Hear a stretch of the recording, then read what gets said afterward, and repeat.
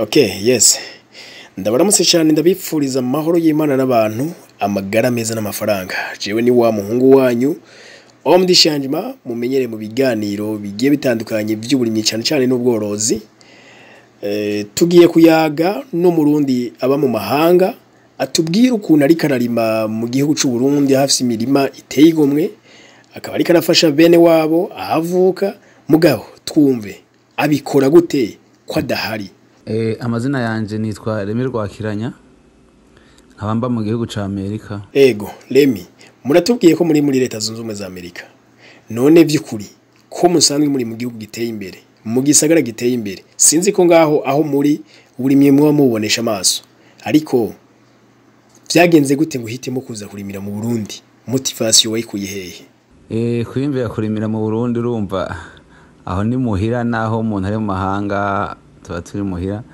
Motivation yawe na Grand Frère Honore kuko je nayo nsanzwe nkunda korora, hama mu nyuma arambwira ati ubu korora bijana no kurima, niyo nacenza nanje mu mugambi wo kurima.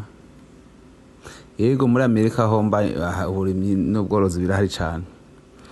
Eregisi yose agirwa no kurima kuko ubona ibintu byose biva mu rusi, mu kirere nta gicayo hatari inyoni n'indege. Urumva rero abantu bategereza kuba hari uko bafunguye, urumva cyo bituma uburimyi ahantu hose baba buhari. Ego murakoze cyane Remi. Si nk'ubu none ga Remi, nko ngaha mu Burundi murabona ibice birenga 90% n'abarimyi, kandi abo bose nubwo barima batanabisiba kandi ata season nimwe batarima. Murabona ko ikibazo c'injya ziguma zizimba, ibifungurwa biguma bizimba. None inyishu yobiyihe bipfirahe hoko gwiki? Mu Burundi nivyo baba kandi nanani puso barimo mugabo uravye kuno turima turacarima mu buryo buri hasi cyane gose, kuko koresha amasuka umwimbu ntutegeza ko nta kuntu wo mwinshi. Uzosanga abantu benshi birimira nyuma y'urugo, uzosanga arima arimwe ari zibiri hari zitatu, ahandi akazohare kuko imyaka yose akazoka maharuko kubera bwa buryo turima murumva bari buryo buri hasi cyane gose.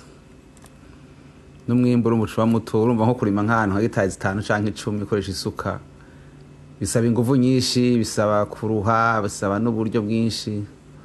Urumva umwimbu uracari muko, turacakeneye amashini menshi kugira umwimbu ube mwicane gose. Ego Remi, twarabonye ko mufise imirima itandukanye y'ibiraya, mukaba muri ko murarimira mu makomine atandukanye muri rya ntara ya Bururi.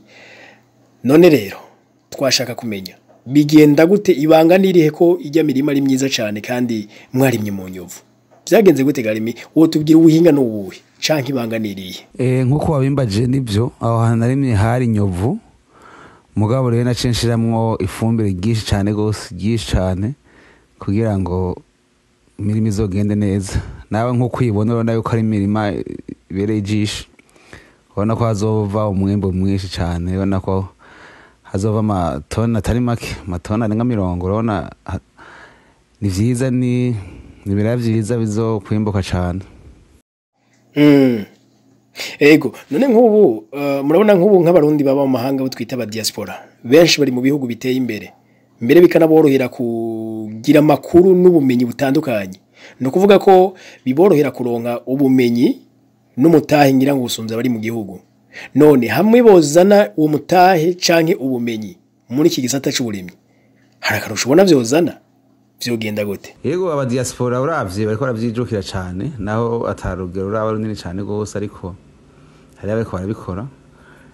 Ariko benshi ubumvirije baravyipfuza, ariko ukuntu ababi bakorera mu Burundi usanga benshi babaca intege, usanga babarunkiye nk'amara babakorera ibintu ugasanga ntibayakoreshe neza ko bababwiye.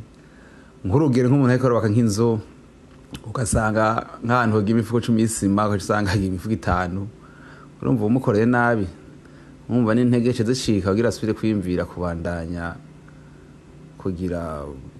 mukorana. Kandi urumva abari kayigira nabi nawe nyine ariko kayigira nabi kuko urumva akazi kaba gaheze. Ni nkuko Joe nivyo biraya narimye, wana n'ibiraya sinzobijya izogyo abarundi bene wacu bari Burundi. Nje gituma umuntu agusabye ko mukorana ibintu wimukorera neza, nkuko uvyikora ariko nkuko ubikora nkuko ari ivyo wawe byo bavyiza cyane. uzohungukira no na nyine byo ahungikira.